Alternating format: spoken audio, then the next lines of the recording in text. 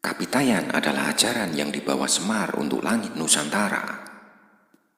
Adalah suatu kesalahan besar jika selama ini Kapitayan disebut sebagai animisme dinamisme atau penyembah benda-benda alam.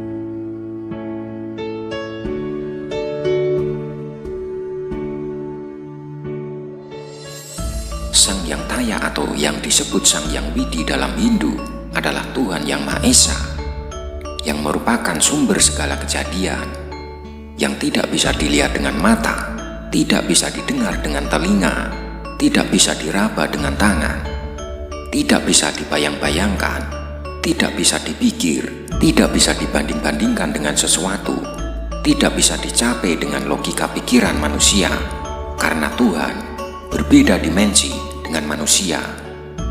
Pikiran manusia ada di dimensi kehidupan dunia, sedangkan Tuhan ada di dimensi dewata atau dimensi ketuhanan yang bisa mengabaikan batasan ruang dan waktu. Dia adalah Taya, yang dalam bahasa Jawa kunonya adalah suwung atau kosong. Dia tidak dilahirkan, tidak berawal, tidak berakhir. Tidak ada satupun makhluk hidup yang bisa mengenal keberadaannya yang sejati. Seperti halnya langit yang tiada berawal dan tiada berakhir, manusia kurang bisa memahami tentang langit yang setiap hari kita lihat. Ada pemahaman bahwa Sang Yang Taya adalah inti atau jiwa dari udara atau ether atau akas dalam bahasa Sanskerta.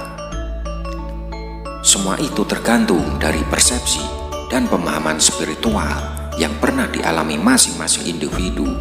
Dalam hal ini, pengalaman spiritual sangat berperan dalam mempersepsikan tentang Tuhan.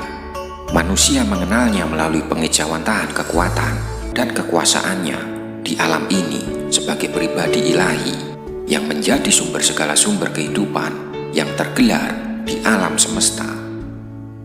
Pribadi ilahi yang memiliki nama dan sifat sebagai pengenal keberadaan dirinya yang mengejawantah dalam pribadi ilahi yang disebut Tu atau To. Tu atau To adalah pengejawantahan Sang Yang Taya sebagai pribadi ilahi yang secara samar-samar sudah bisa diketahui dan dikenal baik sifat maupun namanya. Dan dikenal baik sifat maupun namanya, Tu pribadi ilahi, meski tunggal, dia memiliki dua sifat yang berbeda, ibarat telapak tangan yang putih dan telapak tangan yang hitam.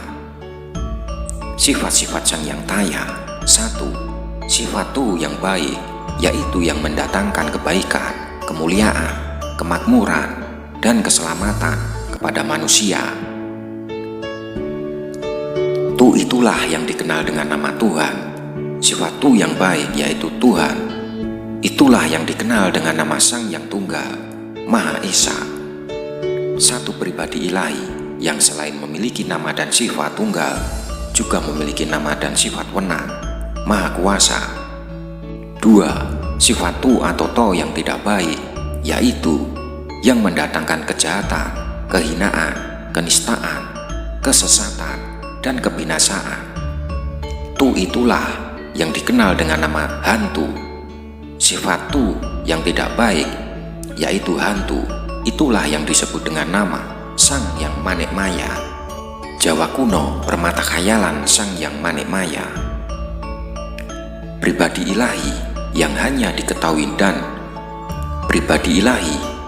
diketahui nama dan sifatnya itu tidak berbeda dengan Sang Yang Tunggal, yakni memiliki nama dan sifat wenang, Maha Kuasa. Berarti Sang Yang Tunggal yang memiliki nama dan sifat menang adalah pengejawantahan Tuhan yang Maha Kuasa, memberi petunjuk kepada makhluknya, Al-Hadi atau yang Maha Pemberi petunjuk dalam Islam.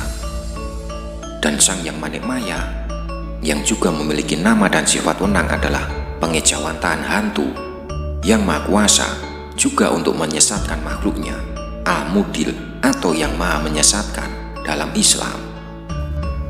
Dalam ajaran Kapitayan, memuja Sang Yang Taya melalui Sang Yang Tunggal maupun Sang Yang Manik Maya pada hakikatnya sama saja. Yang berbeda hanya jalannya saja. Jika memuja Sang Yang Tunggal, maka kita hanya melewati satu jalan lurus di dalam menuju Sang Yang Taya, monoteis. Sebaliknya, jika kita memuja Sang Yang Manik Maya, maka kita akan melewati banyak jalan untuk menuju Sang Yang Taya, politeis.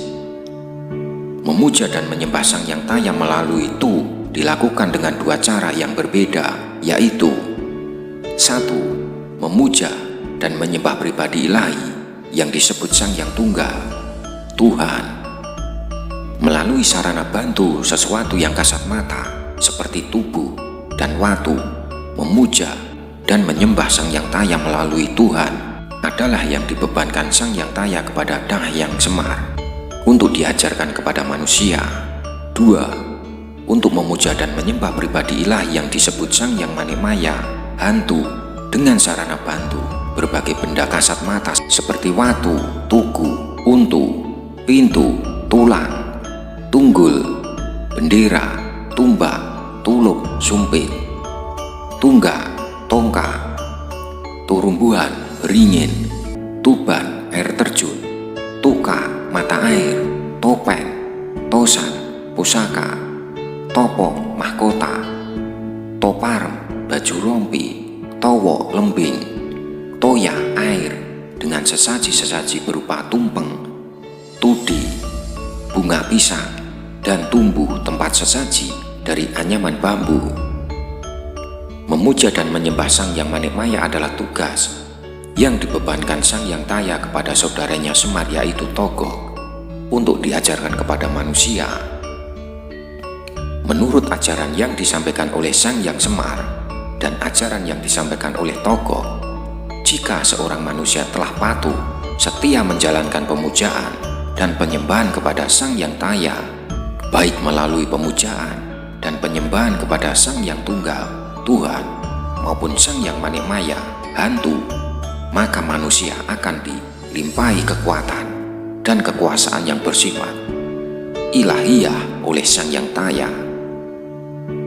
Sebab satu jalan yang diajarkan oleh Semar untuk menyembah Sang Yang Tunggal pada hakikatnya sama dengan bermacam-macam jalan yang diajarkan Togok untuk menyembah Sang Yang Manik Maya, yakni bermuara kepada Sang Yang Taya.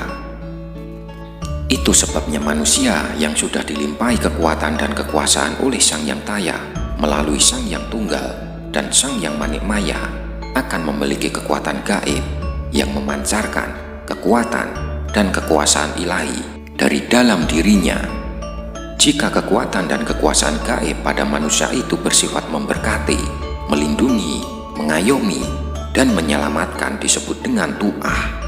Sebaliknya, jika kekuatan dan kekuasaan gaib pada manusia itu bersifat menghukum, mengutuk, mendatangkan bencana, dan membinasakan disebut dengan nama tulah.